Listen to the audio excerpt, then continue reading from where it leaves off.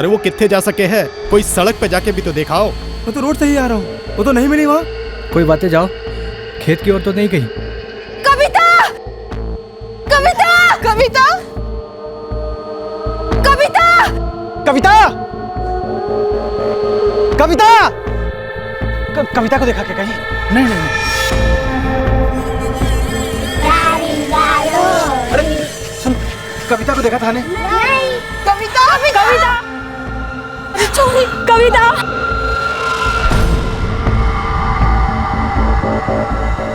काका, काका, थाने कविता को देखियो क्या? ना बेटा, मैं तो कौन देखियो आज। शैलेश भैया, मैं बाजार जाके देख के आता हूँ। हो सके वो कहीं वहां ना चली गई हो। ठीक से अशोक, जरा ध्यान से देख लो। ठीक है। पवन, हम लोगों ने स्कूल जाके देखना चाहिए, शायद वहां की हो। हाँ चलो भैया चलो। काय भी बाबू, कविता मिली काय? नहीं बापू, कविता के बापू गए हैं गांव वाले के साथ उसे ढूंढने के लिए। कट्टे गए होंगे मारे चोरी। कविता, कविता, कविता। अरे रोहित, तूने कविता को देखा क्या? नहीं, मैं तो खुद अभी उसे ढूंढने के लिए ही निकल रहा था। कट्टे चली गई है छोरी। स्कूल, गांव, सब जगह तो देख लिया हमने। शैलेश भैया, मैं डराना नहीं चाहता, लेकिन अभी 2-3 दिन से ना एक बाबा गांव में घूम रहा है, तो हो सकता है ना कि उस बाबा ने कहीं कुछ। बाबा? लेकिन बाबा के हो सके शैलेश भैया, चलो खेतों में चलते हैं। वो बाबा वहीं पेड़ के नीचे पड़ा रहे, चल के देख लेते हैं उसने। हाँ, खेतों में देख लो, मैं गांव के इस तरफ देख लेता हूँ। ठीक है सौरभ, तू भी ढूंढ। चलो भैया।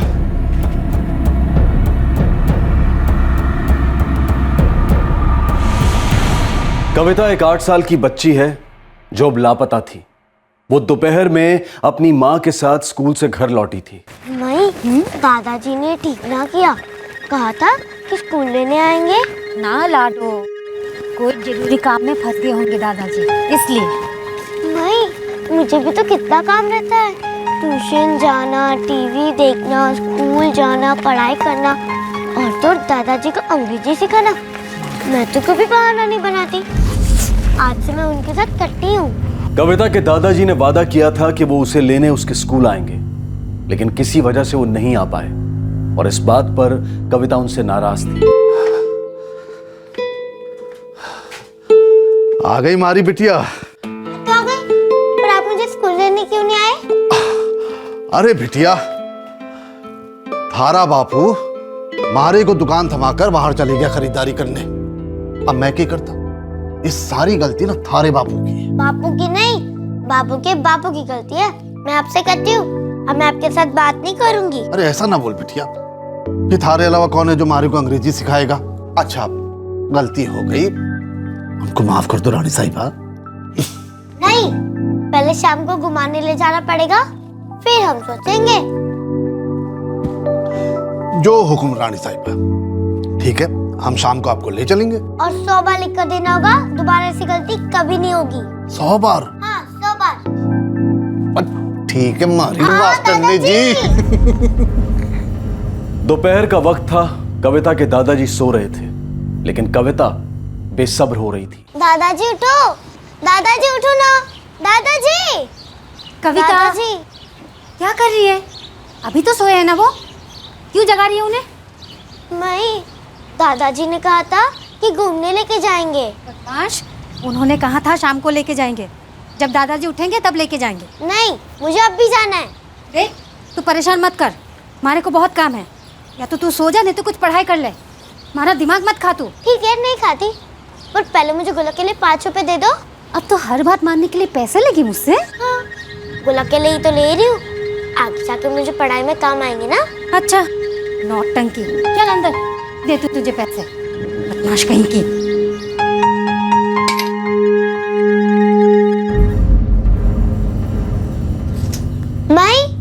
मैं खेलने जा रही हूँ। ठीक है, 3:30 बजे तक वापस आ जाना। 4 बजे थारे को ट्यूशन जाना है, भूलना मत। 4 बजे ट्यूशन जाना है और 5 बजे दादाजी के साथ। सब कुछ याद है मैंने। अब बार बार याद दिला के ना मेरा सर मत खाइयो। क्या बोली तू? मैं मैं तो मजाक कर रही थी, मैं खेलने जा रही हूँ, बाय।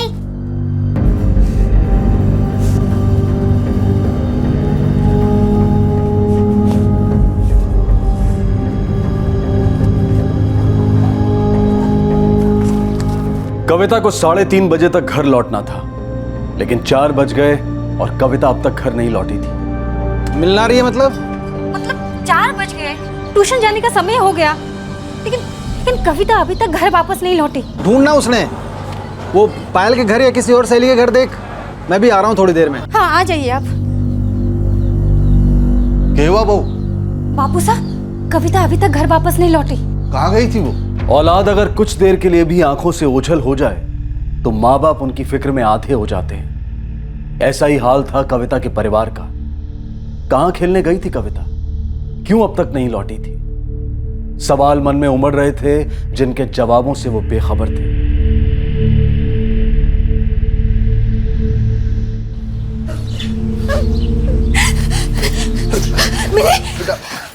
उसकी सारी सहेलियों के घर देखा, दिखी कोनी।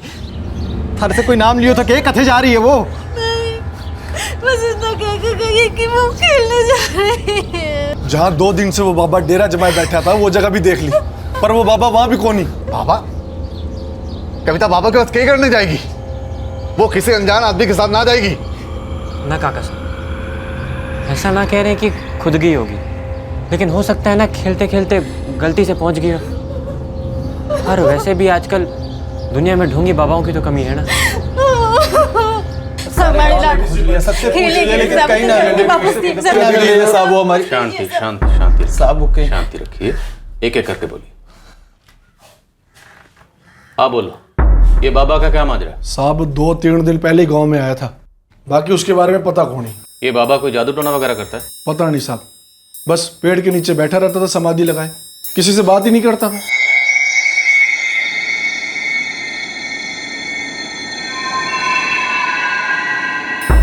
पर आप तो कह रही थी कि आपकी बेटी घर के बाहर खेलने गई थी। लाडो तो ये कहकर गई थी, मुझे पता था 3:30 बजे उसे ट्यूशन जाना है सब। मैंने उसे याद नहीं दिलाया था सब। वैसे हमारे लाडो बड़े समझदार है सब। कभी भी खेलने बाहर जाती तो वक्त पर जरूर लौट आती थी साहब। मतलब ये कोई पहली बार नहीं है, वो अक्सर घर से बाहर खेलने जाती है? जाती है साहब, एक तो गाँव में मारो सब एक दूसरे को जाने हैं। खेलने कहाँ जाती है? ज्यादा दूर नहीं जाती साहब, कभी कभी घर के बाहर ही अपनी सहेलियों को इकट्ठा कर लेती थी, और कभी पास वाली सहेली के पास चली जाती है। तो उसकी सहेलियों से पूछा आपने? पूछा साहब, सबसे पूछा, कहीं ना मिल रही। साहब बाजार भी गए थे और स्कूल भी, पर कविता मिली कौन ही। कविता इस बाबा से मिली है कभी? ना साहब, हमारे हिसाब से तो जानती भी ना है बाबा के बारे में। अच्छी है साहब, अपनी मौज में रहती है, उसे क्या पता बाबा कौन है। लेकिन शक की वजह तो बढ़ती है ना। इधर कविता गायब हुई और उधर वो बाबा। कहीं वो बाबा तो कविता को नहीं ले गया? ये बाबा कहाँ बैठता है?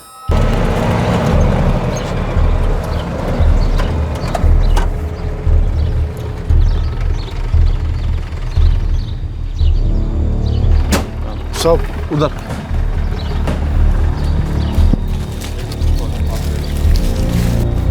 साहब इस पेड़ के नीचे बैठा रहता था।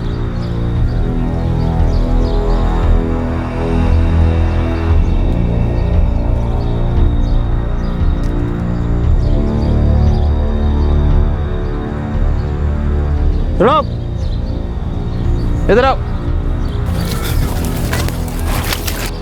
यहाँ जो बाबा बैठा था देखा तुम लोगों ने? जी साहब, 2-3 दिन से वो यहीं पर बैठते हैं और इससे पहले हमने उन्हें कभी नहीं देखा। आज देखा था? जी साहब, सुबह में जब हम लोग खेत पर आ रहे थे तो आंखें बंद करके यहीं पर बैठे हुए थे। तुम लोगों में से किसी ने उनको यहाँ से जाते हुए या किसी से बात करते हुए देखा? नहीं साहब, हम तो यहाँ अपने काम में लगे हुए थे, पता नहीं चला वो कब चले गए। एक 7-8 साल की बच्ची को यहाँ पर खेलते हुए देखा आसपास कहीं? जी नहीं साहब, कुछ देर पहले ये लोग भी यही पूछने आए थे, हम लोगों ने कुछ नहीं देखा साहब।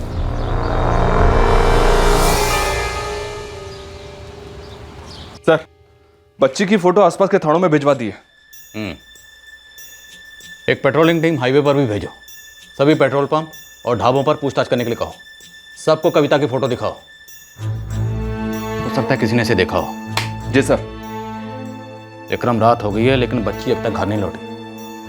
8 साल की बच्ची ऐसे कैसे गायब हो सकती है?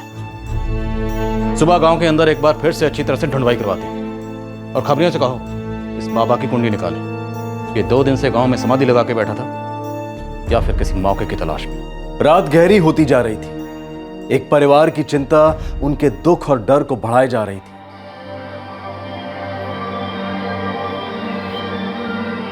उसे स्कूल लेने नहीं गए, इसलिए नाराज थे। फिर मान भी गई। उसे मैं शाम को घुमाने ले जाने वाला था।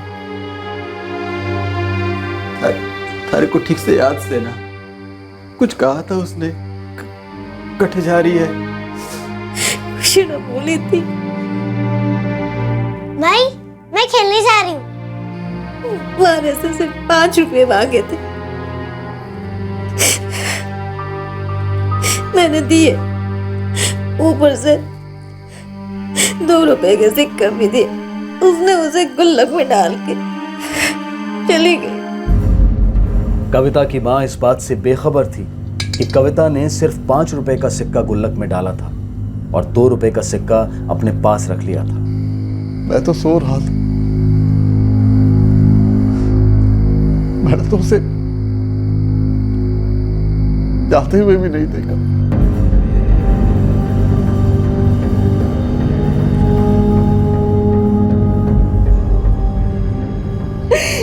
पता नहीं कहाँ होगी हमारी लाडो, हमारी कविता।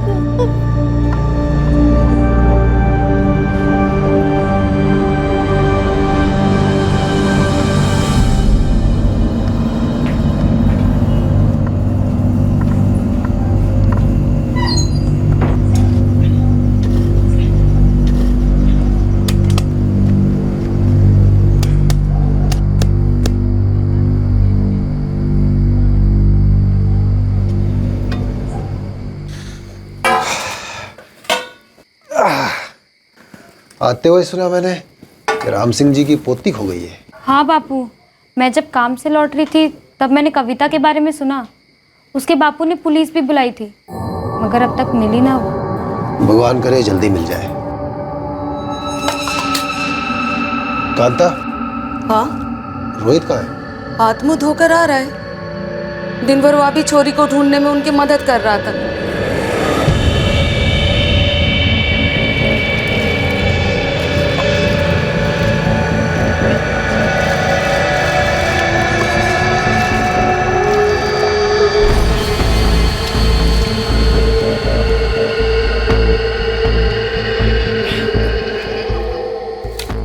कुछ पता चला? कहाँ गायब हो गई ये चोरी? पता नहीं बापू, सब जगह तो देख लिया।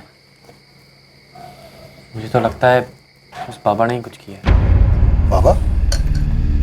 कौन बाबा? मुझे अभी भी गाँव आया है वो? आज दोपहर से वो भी गायब है। मगर ये बाबा है कौन? मैं भी 2-3 दिनों से सुन रही हूँ उसके बारे में। पता नहीं कौन है, कोई नहीं जानता उसके बारे में।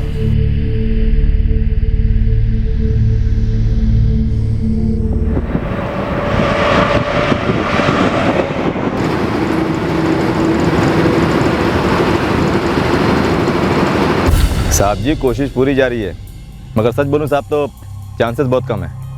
साहब कुंडली बनाने के लिए नाम नंबर पता कुछ तो चाहिए ना, और वैसे भी कोई ये नामी बाबा तो था नहीं।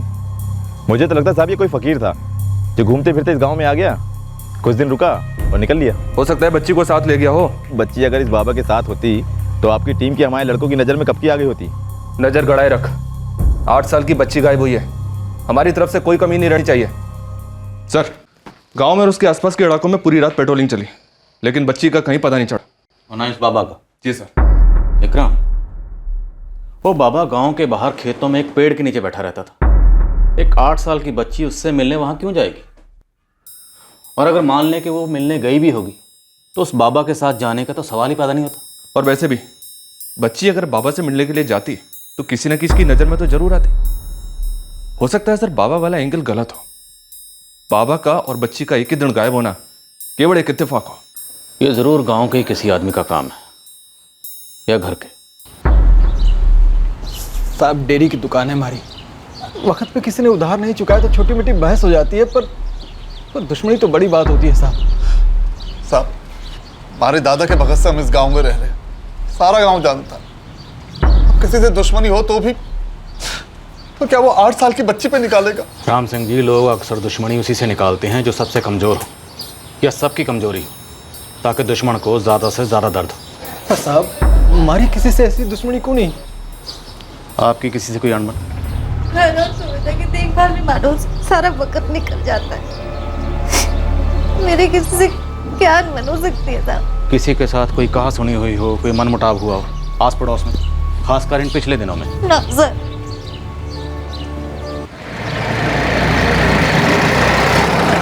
नहीं अंकल, वैसे आती है दोपहर को खेलने, हम साथ में खेलते हैं, लेकिन वो कल नहीं आई थी। लेकिन अक्सर आती है। जी साहब। यानी हो सकता है जब वो अपने घर से निकली तो यहीं आने के लिए निकली। मेरी पायल और कविता दोनों एक ही ट्यूशन में जाती हैं, दोनों दोपहर में साथ में ही खेलती हैं। फिर 3:30 बजे कविता अपने घर बस्ता लेने को जाती है और अपने माँ के साथ ट्यूशन आती है। आपने आखिरी बार कविता को कहाँ देखा था? जी, कल जब मैं पायल को लेने के लिए स्कूल गई थी तब गेट पर दिखी थी अपने माँ के साथ।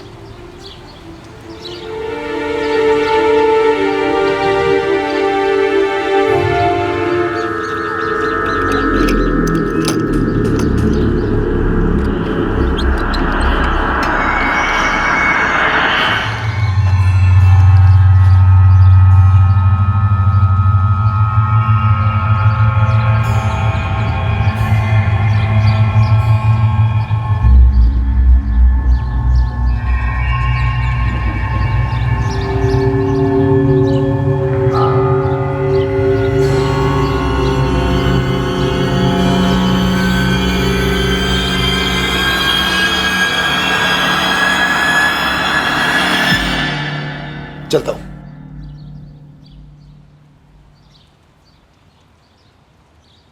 माई। हाँ बेटा, मैं चलती हूँ। ठीक है।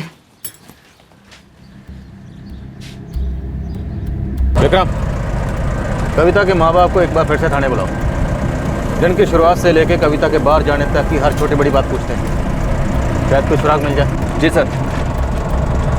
8 साल की बच्ची ऐसे ही गायब नहीं हो सकती, कोई तो वजह रही होगी, कुछ ना कुछ तो जरूर चल रहा होगा किसी के दिमाग में।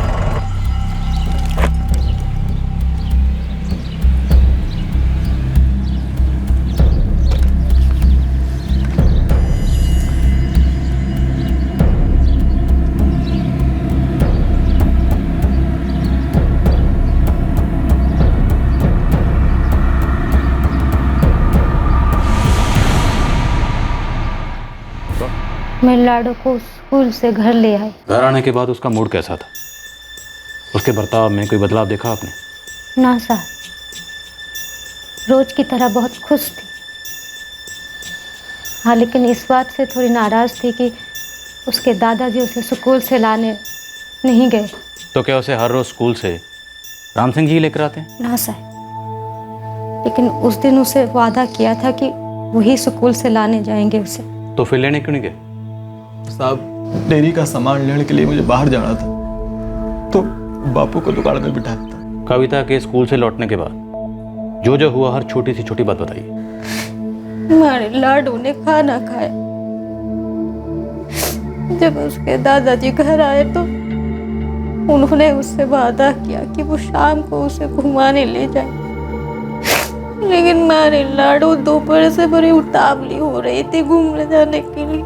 दादाजी सोए हुए थे, लेकिन वो उसे बार बार जगा रही थी। मैंने उसे समझाया कि दादाजी को परेशान ना करें, उसे गुल्लक में डालने के लिए पैसे भी दिए।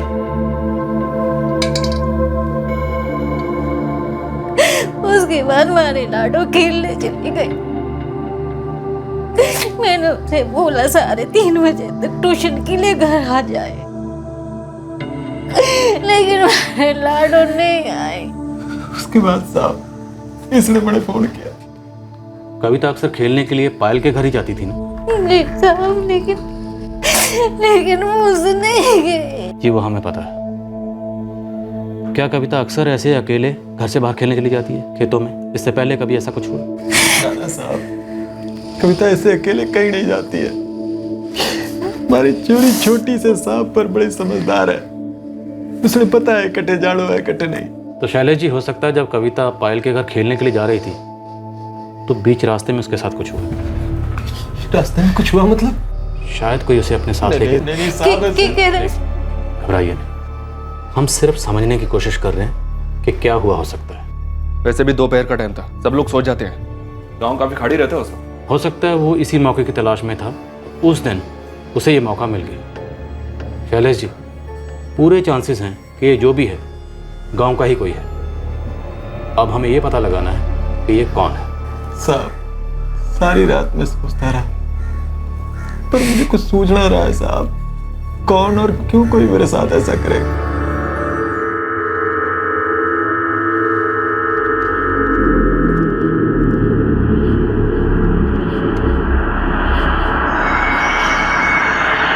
तब पिछले जनगणना के हिसाब से इस गांव की आबादी 1755 और मैंने लगभग सभी की कुंडली निकाल ली है। पिछले 5 सालों में ऐसी कोई भी छोटी बड़ी चोरी की घटना नहीं घटी। अब ये शैलेश जी जो हैं, ये दूध की डेयरी चलाते हैं और लगभग पूरे गांव वाले जानते भी इनको और सभी की बड़ी हमदर्दी है उनके परिवार के साथ। तो हो सकता है जिसने दर्द दिया हो वही हमदर्द होने का नाटक कर रहा हो। लेकिन ऐसा कुछ भी पता नहीं चला साहब, किसी की भी शैलेश या उनके परिवार के साथ ऐसी कोई दुश्मनी नहीं कि उनकी बेटी को अगवा कर ले या उसके साथ में कुछ गलत कर दे। वक्त गुजरता जा रहा है, कविता कहाँ है अभी तक हमें कुछ नहीं पता। फिरौती के लिए अभी तक कोई फ़ोन नहीं आया, किसी ने उसको अगवा किया हो ऐसा नहीं लगता। सर, इस बात के पूरे चांसेस हैं कि जो भी हुआ है वो कविता के घर से लेकर पायल के घर के बीच हुआ है। लेकिन विक्रम, हुआ क्या है, क्या हुआ है, क्यों हुआ है, कैसे हुआ? अगर पैसा वजह नहीं है, दुश्मनी वजह नहीं है, तो बच्ची के गायब होने के पीछे असली वजह क्या है?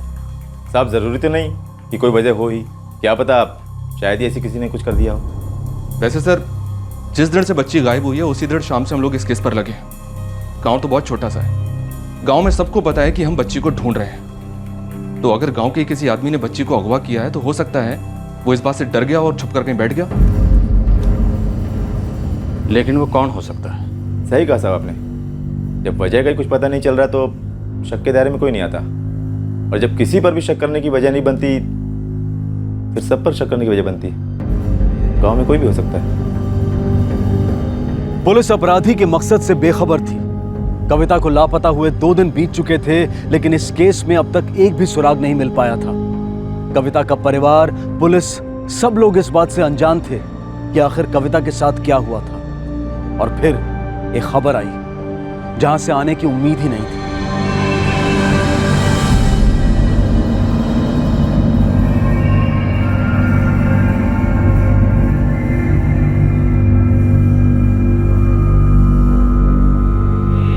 माई, उस लड़की ने कविता की चप्पल पहनी है। कौन सी लड़की? जो उधर खेल रही है। देखो, उसको चप्पल बड़ा भी हो रहा है। मैं आपको कह रही हूँ ना कि वो कविता का ही चप्पल है। पायल, तुझे कैसे पता कि वो कविता के चप्पल हैं? उसने मुझे कुछ दिन पहले ये बताया था कि उसके दादाजी लेकर आया है। कैसी है? ये कितनी सुंदर है। किसने ले दी है? मेरे दादाजी ने। पता है, इसे पहन के ना कितना भी दौड़ो बिल्कुल भी थकते नहीं। अच्छा, तो एक रेस लगा दे। चलो लगाते हैं।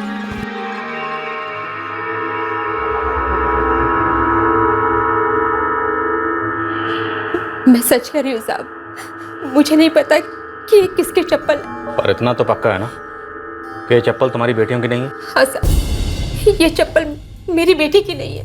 मैं कचरा चुनती हूँ साहब। ये चप्पल मुझे सड़क पर मिली तो मैंने उसे उठा लिया। मैंने कोई चोरी नहीं की साहब। मैं बहुत गरीब औरत हूँ। कोई भी ऐसी चीज़ जो मेरे बच्चों के काम आए मैं उसे उठा लेती हूँ साहब। तो ये क्या पता साहब, हमारी चोरी मिली क्या? ये चप्पल आपकी बेटी की है? हाँ साहब, ये चप्पल तुम्हारे लाडू की है। उस दिन वो ही पहन के गई थी साहब। कहाँ है हमारी लाडू? माई, मैं खेलने जा रही हूँ। ठीक है, 3:30 बजे तक वापस आ जाना। 4 बजे थारे को ट्यूशन जाना है, भूलना मत।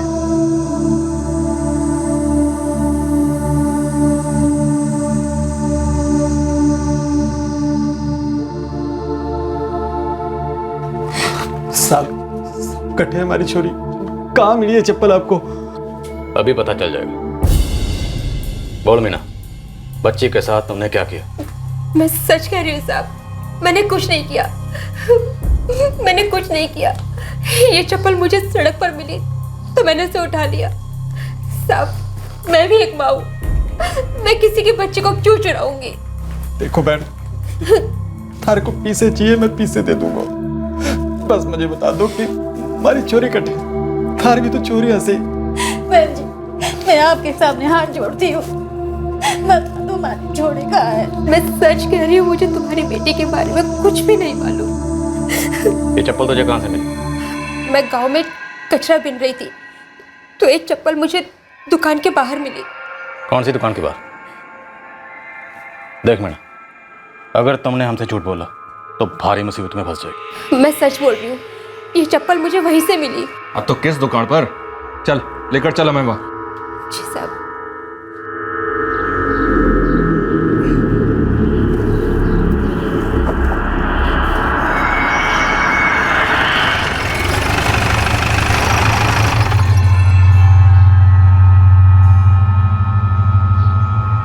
कहाँ देख? वहाँ साहब, वहाँ पड़ी थी। कब मिली? कल सुबह साहब, जब मैं कचरा बीन रही थी।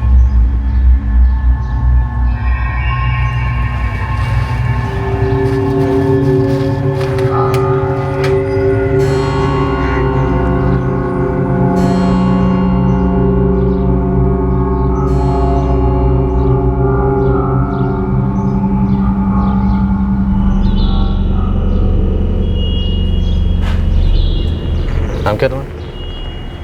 रोहित। रोहित जी। तुम उस दिन गांव वालों के साथ थाने में रिपोर्ट लिखाने आए थे? जी साहब। उस दिन कविता तुम्हारी दुकान पे आई थी? नहीं, कविता मेरी दुकान पर नहीं आई।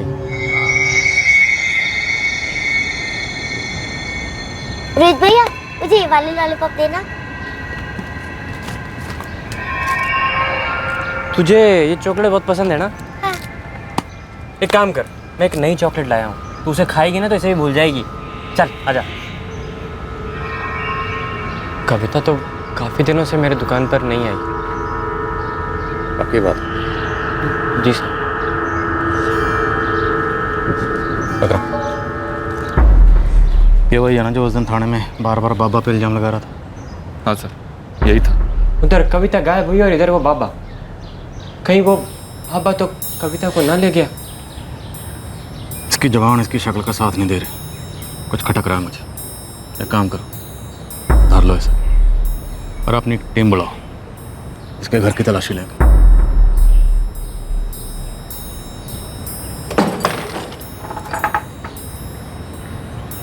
जी क्या बात है रोहित? सब मेरे को समझ में नहीं आ रहा, आप मेरे पे शक क्यों कर रहे हो? मैं समझाता। उस दिन कविता जो चप्पल अपने घर से पहन के निकली थी, वो चप्पल तुम्हारी दुकान के बाहर मिली। शक करने की वजह तो बनती है ना। पूरे घर का छान मारो। साहब, आप ये क्या कर रहे हैं? तू बता, तुमने क्या किया? मेरे बेटे ने कुछ नहीं किया साहब। हाँ साहब, मैंने कुछ नहीं किया है।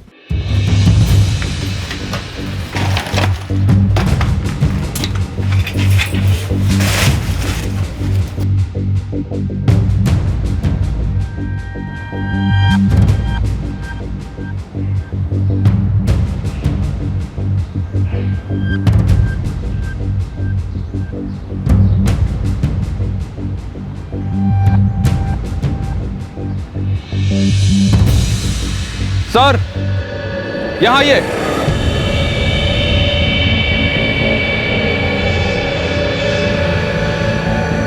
ये देखिए सर, यहाँ गड्ढा खोदा गया और शायद उसे जल्दबाजी में भरा भी गया होगा।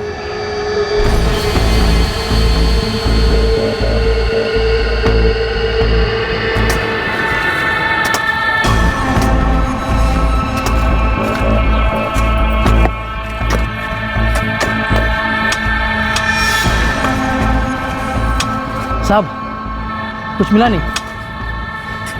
सर, यहाँ से ज़मीन सख्त, लगता है यहीं तक खोदा है। मैंने कहा था ना कि मैंने कुछ नहीं किया। हाँ साहब, मेरे बेटे ने कुछ नहीं किया।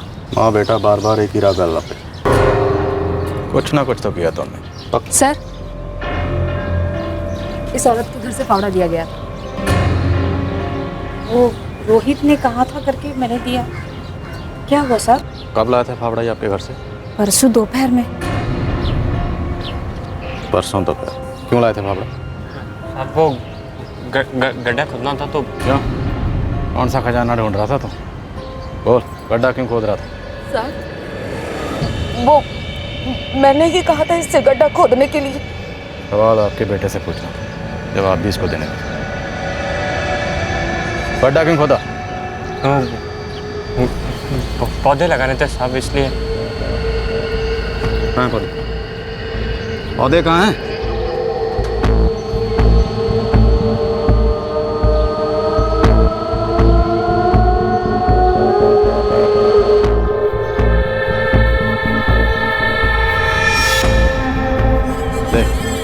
सीधी तरह बता दे।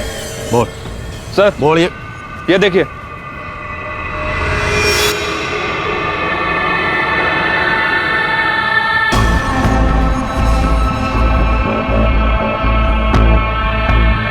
साहब, मेरा कोई गलत इरादा नहीं था साहब। कोई गलत इरादा नहीं था। मैं तो बस खुद पे काबू नहीं रख पाया, रोक नहीं पाया खुद को।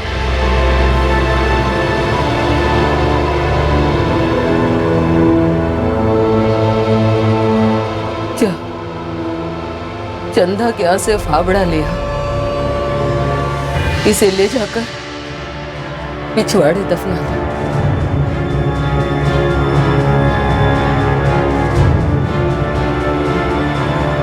कविता के माँ बाप और गांव वाले जब कविता को ढूंढ रहे थे तब रोहित फावड़े का इंतजाम करने गया हुआ था। लेकिन जब उसे पता चला कि गांव वाले कविता को सब जगह ढूंढ रहे हैं तो वो डर गया। उसे लगा कि गड्ढा खोदने से लोगों को शक पैदा हो सकता है। कविता की लाश को छुपाने की जल्दबाजी में रोहित ने उसे कूलर में रख दिया।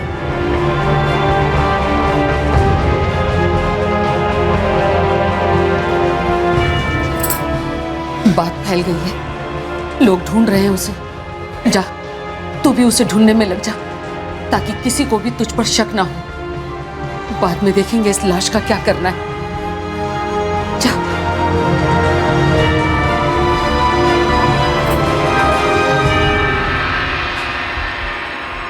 मैंने सोचा कि लाश को रात को बाहर ले जाके कहीं फेंक दूंगा, लेकिन गांव वाले उसे बाहर ढूंढने लगे थे और आप लोग भी। मुझे मौका ही नहीं मिला।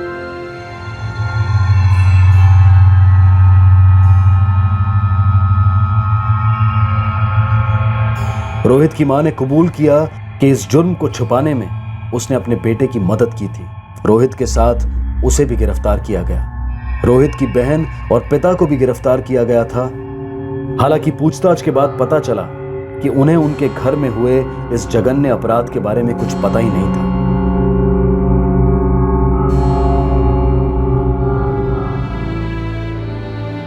उस दोपहर कविता के साथ जो हुआ, उसकी तकलीफ, उसकी मौत कविता के मां बाप को ना भूलने वाला दर्द दे गई। उनकी बच्ची कविता अब कभी नहीं लौटेगी। इस हकीकत से समझौता कर पाना उनके लिए आसान नहीं था।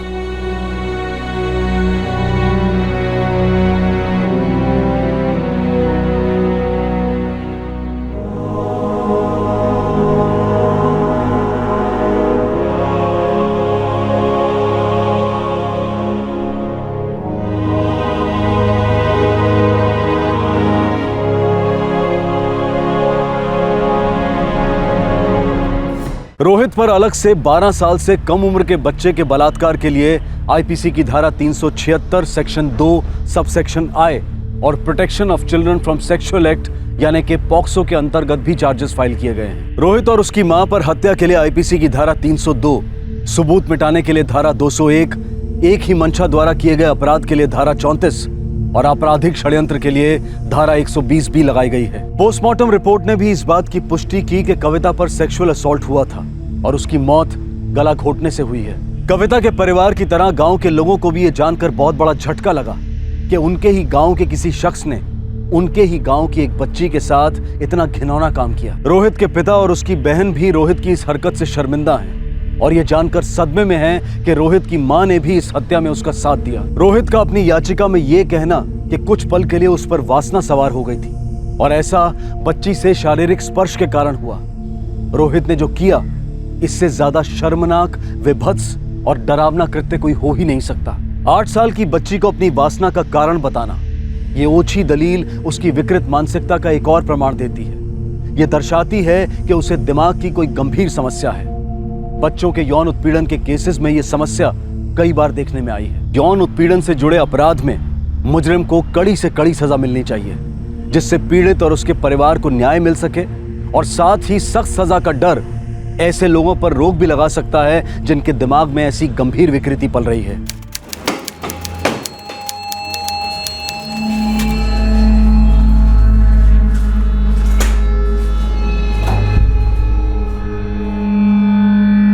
हर पुलिस स्टेशन में एक जगह होती है जहां अनसुलझे केसेस की अधूरी दास्तानें फाइल की जाती हैं। मर्डर, चोरी, अपहरण और कई अनसॉल्व्ड केसेस इन फाइलों में पड़े रहते हैं, कभी दिनों तक, कभी महीनों तक, तो कभी सालों तक। बंद मुट्ठी की लकीरों की तरह होते हैं ये अनसॉल्व्ड केसेस। लेकिन ये फाइलों वाली जगह कब्रिस्तान कतई नहीं है। ये महज एक वेटिंग रूम है जहां न्याय इंतजार करता है कि कब कोई सुरागों वाली ट्रेन आए और कब कोई केस उस पर सवार होकर अपनी मंजिल तक पहुंचे, जो न्यायालय की दहलीज है। हम तकदीर और किस्मत पर भरोसा करने की हिमायत तो नहीं करते, पर कभी कभी ऐसा होता है कि बंद मुट्ठियों के खुलने में सारी कायनात साजिश करती है। मोहित, आज फिर काम पे नहीं जाएगा क्या? मोहित, ए मोहित, अरे 8 बज गए, तेरे लिए पानी गर्म करके रखा है, चाय पी ले, नहा धो के तैयार हो जा, तब तक तेरे लिए नाश्ता बनाती है। उठ उठ। अरे आई, तबीयत ठीक नहीं है। अरे 3 दिन से तू काम पे नहीं गया है, तेरी तबीयत ठीक नहीं तो डॉक्टर के पास होके आना। अरे आई, खाली सर में दर्द है, सोऊंगा ठीक हो जाएगा। चाय तो पी ले बेटा। चाय गरम करके पी लूंगा, बाद में तू जा ना।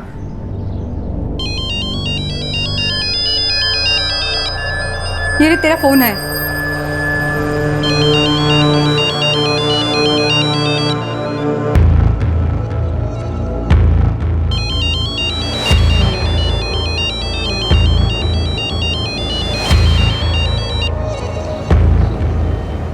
फिर से काट दिया यार। अरे मेरी कल रात बात हुई उससे, मैं बोला चल कल शिरडी चलते हैं, बोला नहीं, तब भी डाउन है। डाउन है तो डाउन है, अभी क्या बोलूं? अरे पर उसकी आवाज़ से लगा नहीं ना भाई कि डाउन है। बस आगे चल।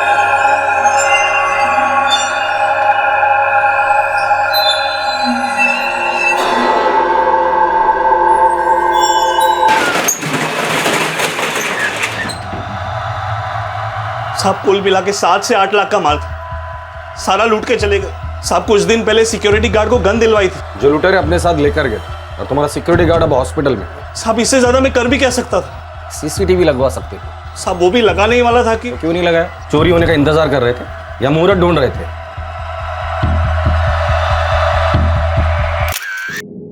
ब्लड में क्लोरोफॉर्म के काफी हाई ट्रेसेस मिले हैं इंस्पेक्टर। कब बात कर सकते हैं उससे? हम बस उसे 1 आध घंटे में डिस्चार्ज कर देंगे, फिर आप उससे बात कर सकते हैं। उसे डिस्चार्ज मत दीजिए, मैं अपना कांस्टेबल भेज रहा हूँ, उसके हवाले कर दीजिए उस सिक्योरिटी गार्ड को। सर, ये सिक्योरिटी गार्ड विष्णु का था, इसका कोई पुलिस रिकॉर्ड नहीं, इससे पूछताछ भी काफ़ी अच्छे से की गई है, लेकिन लग नहीं रहा इस रॉबरी में इसका कोई इन्वॉल्वमेंट है। ठीक है, फिर भी चांस मत लो, थोड़ा और खंगालो उससे, डबल चेक करो। सर वैसे उसका कहना है कि हमला उसके पीछे से हुआ था, वो देख नहीं पाया कितने आदमी थे। दुकान में सीसीटीवी नहीं है, ये बात ये लुटेरे अच्छे से जानते थे, बड़ी सफाई से काम किया है, मतलब ये नई गैंग तो हो ही नहीं सकती। सर अगर पुरानी गैंग है तो शायद हिस्ट्री शीटर्स कुछ बता पाएंगे। सारे हिस्ट्री शीटर्स को राउंड अप करो और खबरियों को काम पर लगा।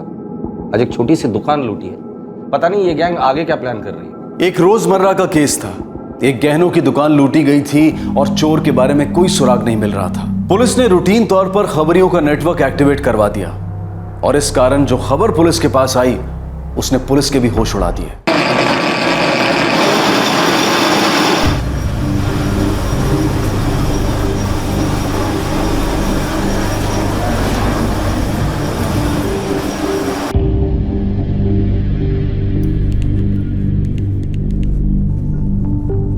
चाय रख दे।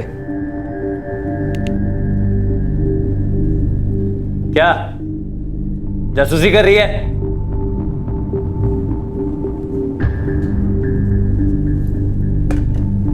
मेरा फोन नहीं उठाती, एसएमएस का जवाब नहीं देती, बात क्या है? साफ साफ बोलना, है क्या तेरे दिल में?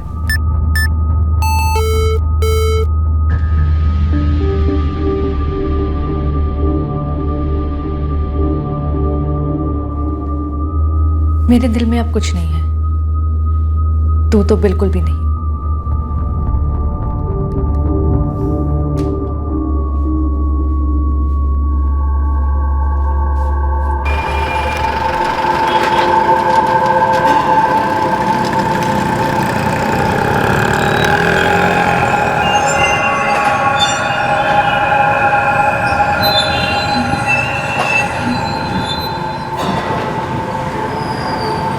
जी बोलिए, क्या दिखाऊं? वो सोने का भाव क्या है आज? 24,730 पर 10 ग्राम। खरीदना है या बेचना है? बेचना है, लेकिन मेकिंग पर कितना काटोगे आप? माल लाए हो, हम देख के ही बता सकेंगे। नहीं, माल तो नहीं लाया। तो ठीक है, फिर मैं बाद में आता हूँ।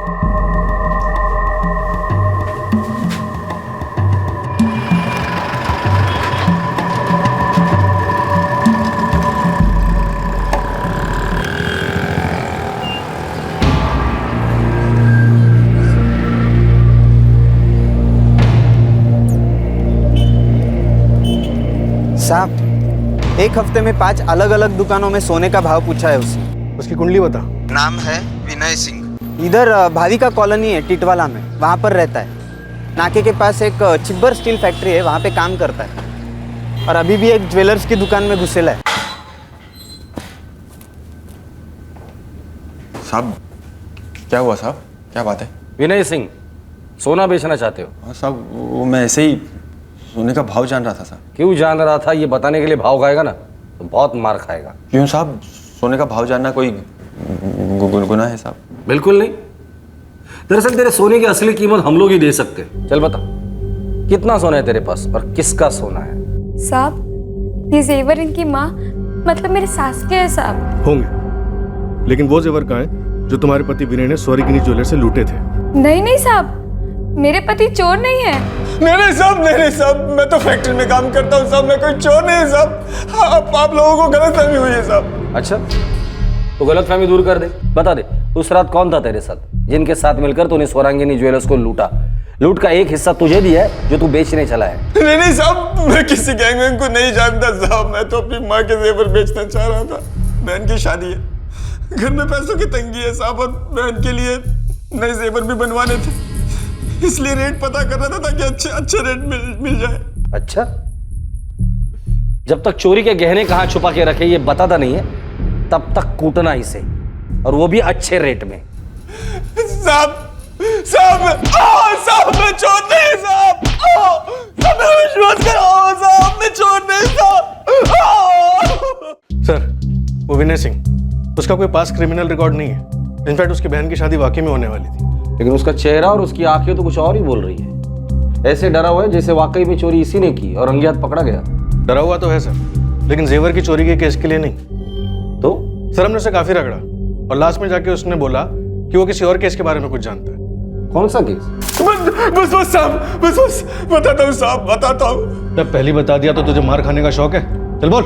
साहब मैं आपको अभी भी बोल रहा हूँ, मैंने कोई चोरी नहीं की है साहब। मात्रे, अब असली ठुकाई शुरू करो। अरे नहीं साहब, मैं आपको कुछ और बोलना चाह रहा हूँ साहब, कुछ और बोलना चाहता हूँ साहब। मैं क्या? एक दूसरा लफड़ा हुआ था साहब, मैं उसके बारे में जानता हूँ। कैसा लफड़ा? सर वो 1 साल पहले सारंगी खाड़ी में एक लावारिस लाश मिली थी ना।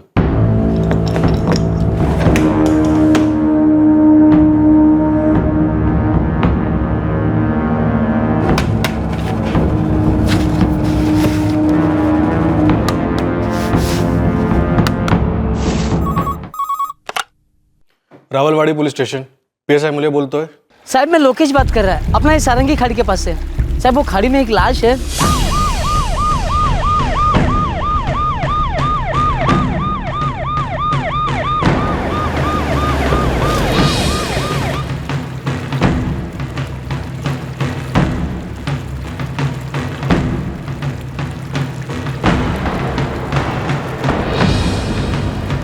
एक साल पहले का ब्लाइंड केस, 25 से 28 साल की मेल बॉडी। राइट सर, मई 2013 का केस। मौत कम से कम 2-3 दिन पहले हुई है। पानी में रहने के कारण बॉडी काफी डिकम्पोज हो चुकी है। मौत का कारण? Wind pipe damage. मौत गला घोटने से हुई है और उसके बाद चेहरा बिगाड़ दिया गया है। सारंगी खाड़ी टिटवाला से एक लावारिस लाश बरामद हुई है। 25 से 28 वर्ष के आदमी की ये लाश है। ठाणे आणि रायगड जिल्ह्यातील सर्व पोलीस ठाण्यांना सूचित करण्यात येते की त्यांच्याकडे अशी कुठलीही मिसिंग कंप्लेन असेल जो रावलवाड़ी पुलिस स्टेशन को मिली लावारिस लाश से मैच करती है तर ताबडतोब रावलवाड़ी पुलिस ठाण्याशी संपर्क साधावा। इंस्पेक्टर, लाश अब बहुत गल गई है, हम इसे और नहीं रख सकते। मेरी रिकमेंडेशन है कि तुरंत इसका क्रेमेशन कर दिया जाए। क्रियाकर्म करने के 2 हफ्ते बाद भी हमें कोई लीड नहीं मिली थी। ये विनय सिंह इसी केस के बारे में बात कर रहे हैं? इसी केस के बारे में। पिछले साल 29 मई को आप लोगों को एक लाश मिली थी सारंगी खाड़ी से, जिसकी कभी शिनाख्त ही नहीं हो पाई। मैं उसके बारे में जानता हूँ साहब। उस लाश का नाम तो मैं नहीं जानता साहब। लाश का नाम नहीं जानता तू? जानता क्या है? मेरा एक दोस्त है साहब, लाश की खबर को पढ़कर काफी डरा हुआ था साहब, काफी दिनों तक।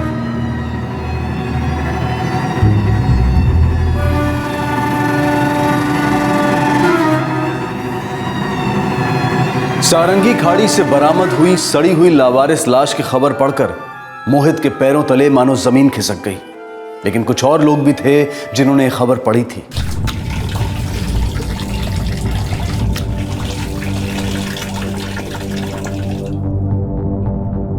यार खाड़ी में लाश फेंकने से क्या फायदा, लाश तो ऊपर आनी है। हाँ यार, ये मर्डर करने वाले भी सोचते हैं ना कि बच के निकल जाएंगे, लेकिन ऐसा कभी होता है क्या?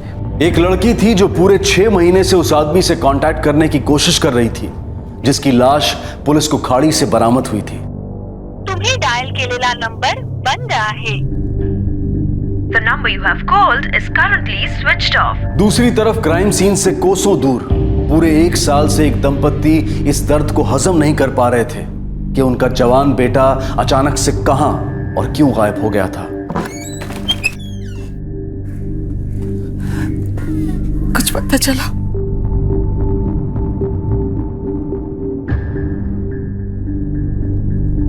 कौन था ये मर्डर विक्टिम जिसकी लावारिस लाश का क्रियाकर्म पुलिस ने कर दिया था और जिसकी आइडेंटिफिकेशन पूरे 1 साल से नहीं हो पाई थी?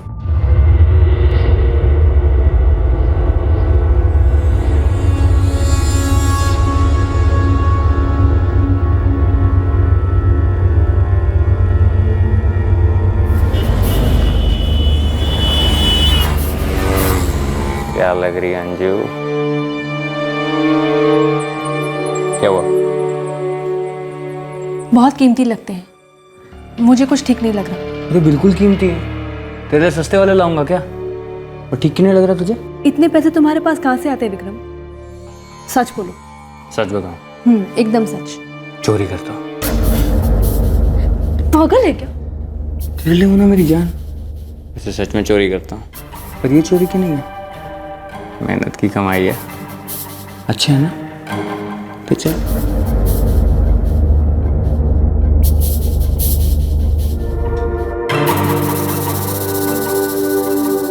एक माहिर शादीशुदा चोर एक नाजायज रिश्ते में कैद था। उसके तीनों दोस्त उसकी हरकतों के बारे में जानकर भी चुप बैठे हुए थे। इन सभी का उस लावारिस लाश के साथ क्या रिश्ता था? 1 साल, पूरे 1 साल के बाद इस केस की बंद मुट्ठी आखिरकार खुलने लगी।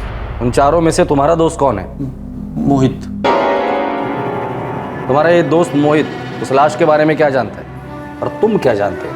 1 साल पहले जब ये कांड हुआ था तब मैं मोहित से मिलने उसके घर गया था। नमस्ते आंटी। अरे विनय, कसा आहेस रे तू? मैं अच्छा हूँ आंटी। मोहित है घर पर? हाँ है, पर पता नहीं आजकल उसका ध्यान कहीं और है। क्या हुआ रे मोहित तेरे को? तेरा फैक्ट्री गया था, बोले 5 दिन से काम पर नहीं आया तू, क्या हुआ?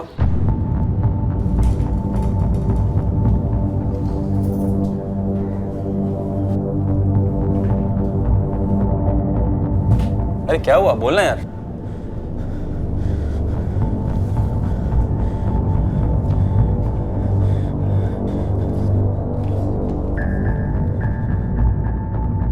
लावारिस लाश? क्या? लावारिस नहीं है, मैं जानता हूं उसको। तू जानता है इसको? तू कैसे जानता है? कौन है ये? 5 दिन से सोया नहीं हुए यार। डरावने सपने आ रहे, वो सपने में आता है, वो सब कुछ सपने में आता है यार। क्या बोल रहा है यार? क्या सब सपने में आता है? तू कैसे जानता है इस आदमी को? कौन है ये आदमी? तुम्हारा ये दोस्त मोहित रहता कहाँ है?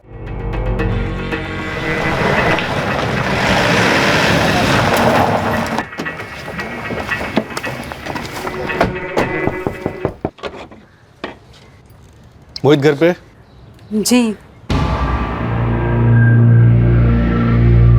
मोहित, विनय को घूरने से सच्चाई बदलने वाली नहीं है, और सच्चाई ये है कि तुम्हारे दोस्त ने हमें बता दिया है कि 1 साल पहले जो लावारिस लाश हमें मिली थी उसके बारे में तुम जानते हो।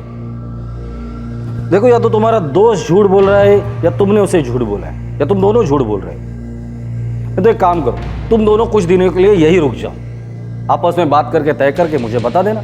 मुझे कोई जल्दी नहीं है, चाहिए तो मदद के लिए 2-3 हवालदार भी छोड़ देता हूँ डंडों के साथ। नहीं साहब, मुझे जाने दो साहब, मेरी बहन की शादी है साहब। ए मोहित, बोलना यार, बता दे, तेरे चक्कर में मैं भी फंसूंगा। जो पता है सब बता देना यार, सब बोल दे। मोहित समझ ही नहीं पा रहा था कि उसके दोस्त विनय ने पुलिस को 1 साल पहले हुए हादसे के बारे में क्यों बताया था। उसे इस बात की भनक तक नहीं थी कि किसी और ही केस के कारण ये लावारिस लाश वाला केस रोशनी में आ गया था। जितेश सोलंकी नाम था उसका, जिसकी लाश आप लोगों को मिली थी। लाश के चेहरे की तस्वीर तो हमने छापी ही नहीं थी, फिर तू दावे के साथ कैसे कह सकता कि वो लाश जितेश सोलंकी की थी? चेहरे की तस्वीर कहाँ से छापते थे आप लोग? चेहरा तो पूरी तरीके से बिगाड़ दिया था। मोहित पाटिल, उस मर्डर में तुम शामिल थे?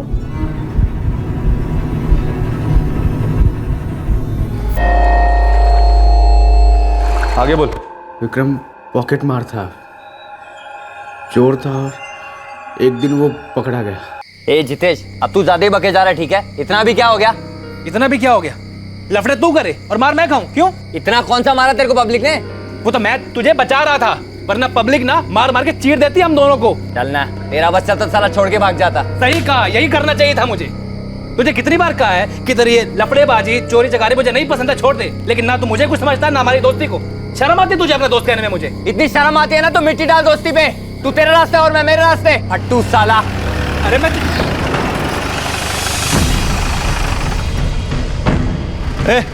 तुम में से विक्रम ठाकुर कौन है? मैं हूँ साहब। क्या बात है? अरे अरे कैसा ना साहब, कुछ तो बोलो साहब। हुआ क्या? अरे कुछ बात तो बताओ सर, हुआ क्या?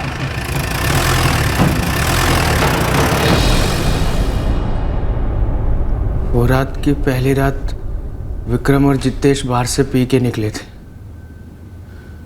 और तभी विक्रम ने एक औरत को छेड़ा था। मस्त चल रही है यार लाइफ। मालिक बहुत खुश है मेरे काम से।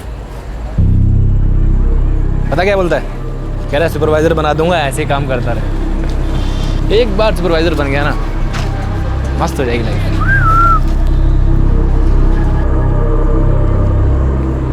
क्या कर रहे हैं? कुछ नहीं होता ना।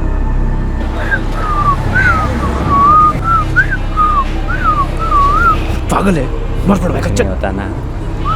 क्यों बे? लड़की को देखे बहुत सीटी मारा तो? क्या बे? उसको देख के सीटी नहीं बजाई, वैसी सीटी बजा रहा हूँ। झूठ बोल रहा है ये। इसने मुझे पे सीटी मारी थी। मैंने भी देखा और तेरी सीटी भी सुनी। हीरो अभी बजा के दिखा ना। चल बजा। भाई लोगों, गलती होगी, माफी मांग रहे हैं, सॉरी। जब हमने इसको देख के सीटी बजाई नहीं तो माफी क्यों मांगेंगे? एक तो चोरी, ऊपर से सीना चोरी। बहुत घमंड है इसमें। ओ मैडम, तुमको क्या लगता है? तुमको देख के मारी क्या सीटी मैंने? हाँ, पहले तुमने मुझे बुरी नजरों से देखा, फिर आंख मारी और उसके बाद सीटी मारी। अब जब लोग जमा हो गए हैं तो डर रहा है, डर को कहीं का। काय बानगड़ा है भाई ला बगुन सिटी मारतोस पियला साला। इन दो हीरो को ना बहुत चर्बी चढ़ी है। अरे बहुत चर्बी चढ़ ली है। नहीं नहीं भाई साहब, कुछ नहीं हुआ, गलती हो गई, माफी मांगता हूं। अरे हाथ कैसे लगा रहा है? क्यों रे? चोरी के साथ साथ तुझे नया रोग लगा है, लड़की छेड़ने का। अब 2 दिन के लिए आया ना तू, अब देख मैं तेरा कैसा हश्र करता हूँ। मैंने कोई चोरी वोरी नहीं किया और वो लड़की को भी मैं नहीं छेड़ा था। हाँ हाँ, तू तो साधु संत है। पब्लिक झूठ बोल रही है, तू सच बोल रहा है। लेकिन साहब, ये चोरी के बारे में कौन बोला आपको? विक्रम 3-4 दिन तक जेल में था। उसको ऐसा लग रहा था कि जितेश ने उसके बारे में चुगली की है पुलिस को। ये विक्रम की स्टोरी क्यों सुना रहे तू?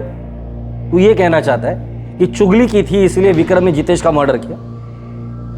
वो भी शामिल था ना इस मर्डर में? नहीं नहीं नहीं नहीं, नहीं साहब, बिल्कुल नहीं। मैं तो खाली उस शाम को उधर बैठा था साहब। मेरे को तो मालूम भी नहीं था इन दोनों के बीच क्या बात हुई है। मेरे को तो अंजलि के बारे में भी कुछ नहीं मालूम था साहब। अब ये अंजलि कौन है और क्या बात हुई थी?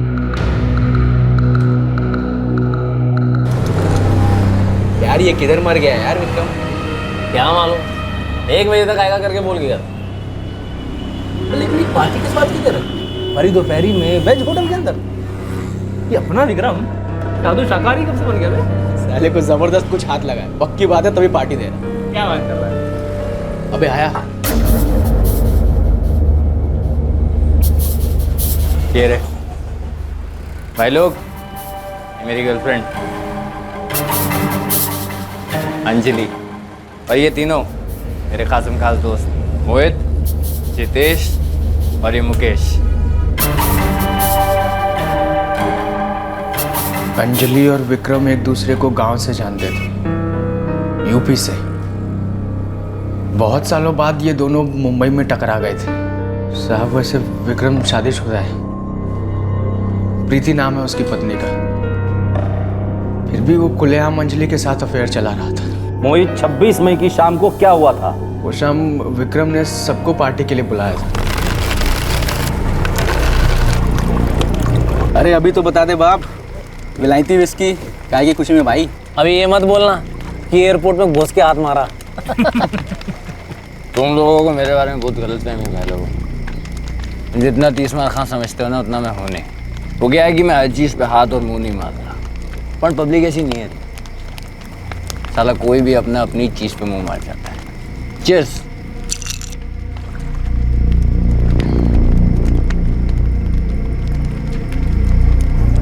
अब एक बात बता, किसकी हिम्मत जो तेरी चीज पे मुंह मारे, और तू साले उस बात की पार्टी क्यों देने लगा?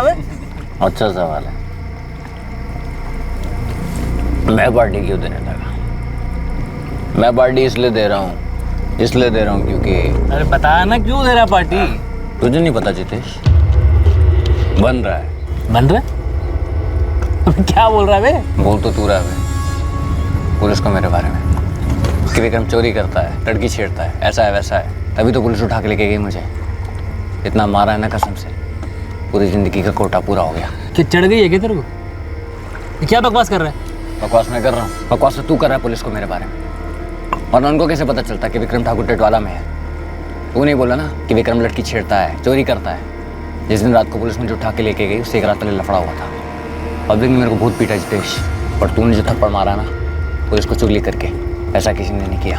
दिमाग खिसक गया तेरा? मैं मानता हूँ तेरा चोरी चकारी करना, लड़कियों के साथ छेड़छाड़ करना मुझे अच्छा नहीं लगता है, लेकिन इसका मतलब ये नहीं है कि मैं पुलिस के पास जाके तेरी चुगली करूंगा, समझा? ए जितेश, पुलिस वालों को कैसे मालूम है फिर? तू भी मुझ पर शक कर रहा है? शक नहीं, यकीन से बोल रहा है वो। साला तू तो चाहता है कि मैं जेल में सड़ूं, तेरे रास्ते का काटा हूं ना मैं, सही है कि नहीं? बोल और देखो भाई लोग, ये क्या बकवास कर रहा है मेरे को समझ में नहीं आ रहा है। चढ़ गई है, इसको खत्म करते हैं, चलना। ए बैठना, कर क्या क्या? सच सामने आने लगे तो फट गई तेरी। बोलना भी सच, सबके सामने बोल। यही सच सुनने के लिए इस पार्टी रखा मैं, समझा? क्या बोलना है तेरे को? हाँ, सच बोलना है ना? बोल बोल, सबके सामने बोल सच। क्या?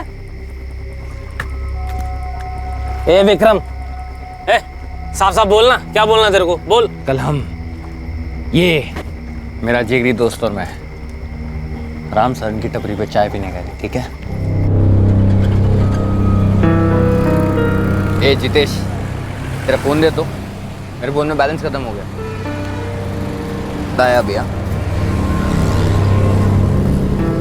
साला इसने मुझे जेल भिजवाया, मैंने फिर भी माफ किया, दोस्ती रखी, लेकिन इसने मुझसे सबसे बड़ी गद्दारी करी, सबसे बड़ी। क्या गद्दारी की बोलना? मैंने इसके फोन से अपनी गर्लफ्रेंड अंजलि को फोन किया, मेरी अंजलि को।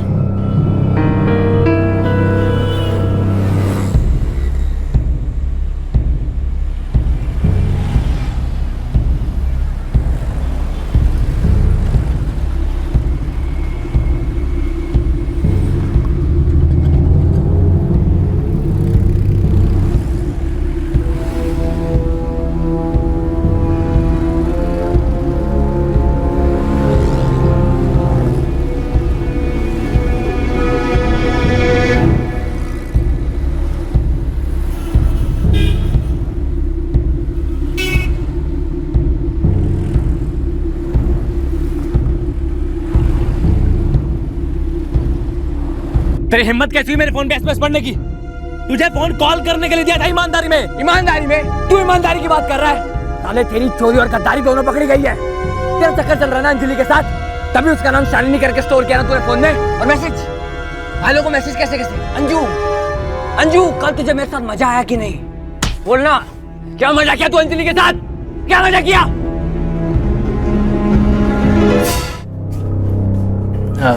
रूम चाहिए था एक।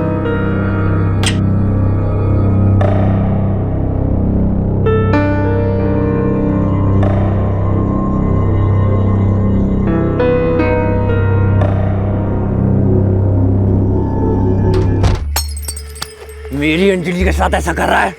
मेरी अंजलि? मेरी अंजलि? हाँ, तेरी अंजलि?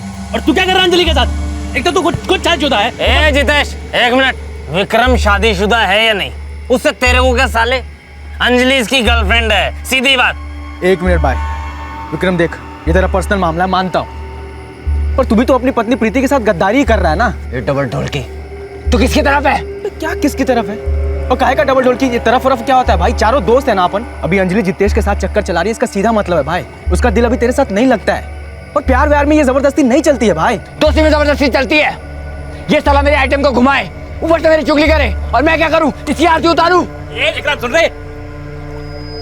सुन, मेरा अंजलि के साथ चक्कर चल रहा है और तू इसमें कुछ भी नहीं कर सकता, समझा? अब मुझे गाली दे या अंजलि को गाली दे, सच यही रहेगा कि तू हर दूसरी लड़की में नजर गड़ाए बैठा रहता है।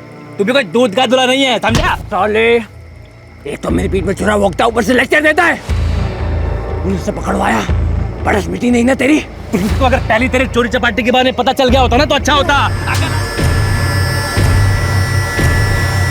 जितेश, ए, ओ जितेश, जितेश, ओ जितेश, जितेश,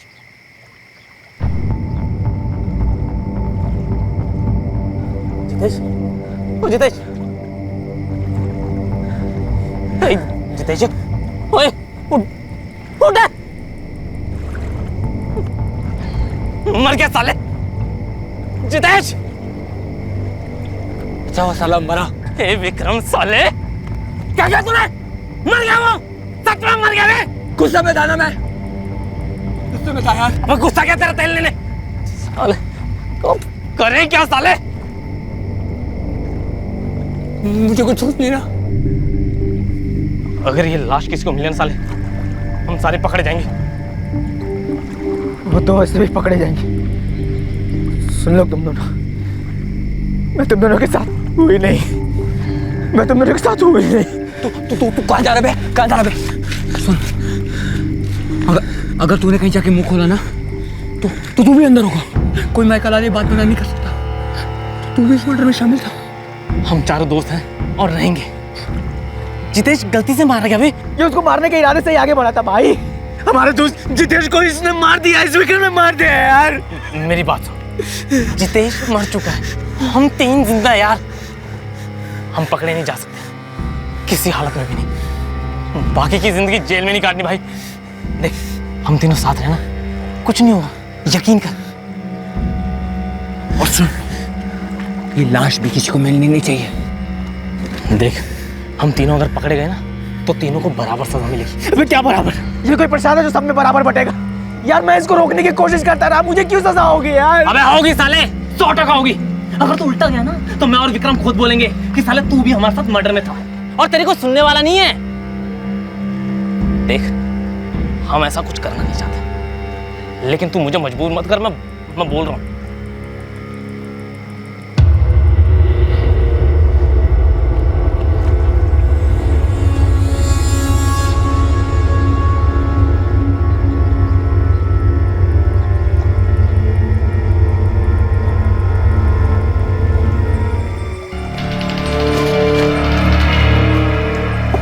मुकेश जो बोला ना, याद रखियो।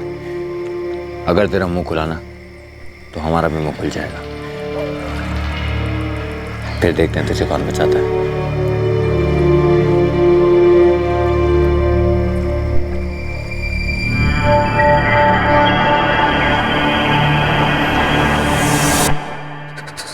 साहब, मेरे को मुकेश को और विक्रम को भी इस बात का दुख था कि उस रात जो हुआ वो होना नहीं चाहिए था। साहब, 1 साल से ठीक से सो नहीं पाया। मुकेश और विक्रम मुझे शिरडी जाने के लिए कह रहे थे, पाप धोने के लिए। मेरे को भी बोला, मैं उन लोगों के साथ नहीं गया साहब। वो दिन के बाद मैं उन लोगों से मिला तक नहीं हूँ। मैंने उन लोगों के साथ सारे रिश्ते तोड़ दिए। रिश्ते तोड़ने से या पाप धोने से ये बात नहीं धुल जाती। एक जवान आदमी का कत्ल हुआ था। नहीं साहब, मैंने जितेश को नहीं मारा। मैं विक्रम को रोकने की कोशिश कर रहा था। मुझे नहीं मालूम था साहब, विक्रम उसे जान से मार डालेगा। ये विक्रम और मुकेश रहते कहाँ हैं? साहब, कुछ नहीं किया साहब, हमने कुछ नहीं किया साहब, बात तो सुनो साहब, गलत खबर दिया साहब आपको। आपने कुछ नहीं किया साहब, बात तो सुनो साहब, मैं जितेश को नहीं मारा साहब।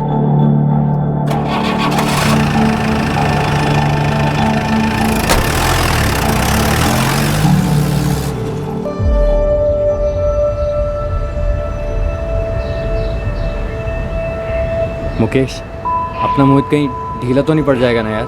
सच बोलूं भाई, उस साले की कोई गारंटी है नहीं। उसकी हालत उस शाम से ही खराब है, कहीं साला पागल वागल ना हो जाए। अपन से गलती हो गई यार मुकेश, पाप हो गया यार। चल के भगवान से दिल से माफ़ी मांगे। चल, बस निकल जाएगी। मोहित पाटिल साहब ने तुम्हें बुलाया है।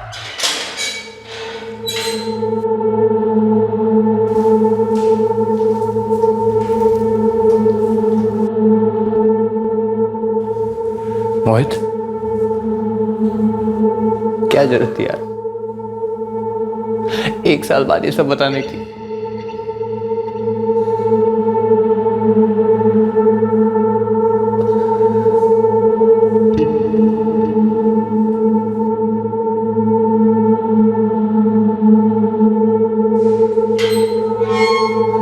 मैं मानती हूँ सर, पहले मेरा रिश्ता विक्रम के साथ था और उसके बाद जितेश के साथ। लेकिन विक्रम मुझसे ऐसे पेश आता था जैसे कि मैं उसकी जागीर हूं। वो भी तो शादीशुदा था, अपनी पत्नी को धोखा दे रहा था। जितेश गायब हो गया था, 1 साल से गायब था। कभी सोचा नहीं कहाँ गया होगा, क्या हुआ होगा उसके साथ, या कभी पुलिस को इन्फॉर्म करे? सर, मैंने विक्रम से बहुत पूछने की कोशिश की जितेश के बारे में, कि वो कहाँ है, कैसा है। पर फिर एक टाइम ऐसा लगा जैसे कि वो मुझसे बोर हो चुका है, भूल चुका है मुझे, या फिर उसे कोई और मिल गई। इसलिए मैंने भी उसे बुला दिया।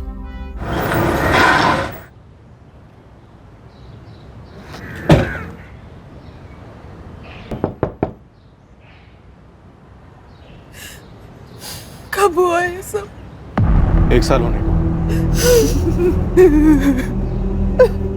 आपका बेटा पिछले 1 साल से गायब था। आप लोगों ने कभी पुलिस में रिपोर्ट क्यों नहीं करवाई? वो महीनों फोन नहीं करता था, 2-2 साल तक अपना मुंह नहीं दिखाता था। देखिए, हमें अंदाजा नहीं था कि वो कौन है, इसलिए हमने उसके शव का क्रियाक्रम कर दिया था।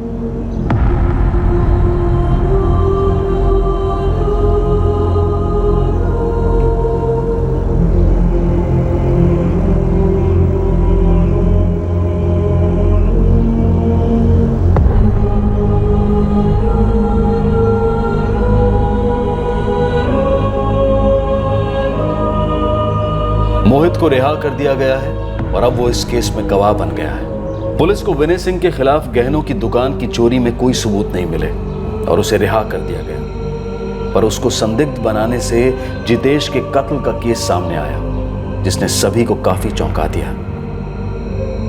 कई केसेस अनसुलझे रह जाते हैं, लंबे अरसों तक गुमनामी के अंधेरे में खोए रहते हैं, और फिर सुराग की एक किरण सालों बाद किसी फाइल पर पड़ती है और बस बंद मुट्ठी खुल जाती है और समय की धूल से उठकर इंसाफ मांगती है। एक दोस्त की हत्या ने बाकी सभी दोस्तों को गिल्ट और पछतावे के दलदल में धकेल दिया। विक्रम, जिसके गुस्से की वजह से जितेश की हत्या हुई, उसे इस हत्या से कुछ हासिल नहीं हुआ।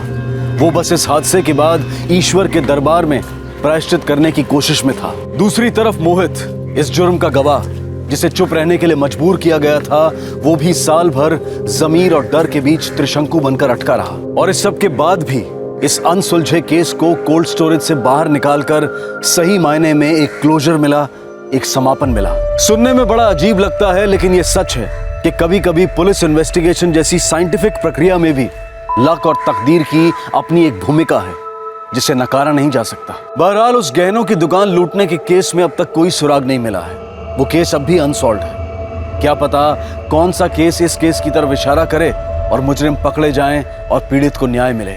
इसी विचार के साथ मैं अनूप सोनी आपसे विदा लेता हूं। फिर मुलाकात होगी अगले एपिसोड में एक और चौंका देने वाले केस के साथ।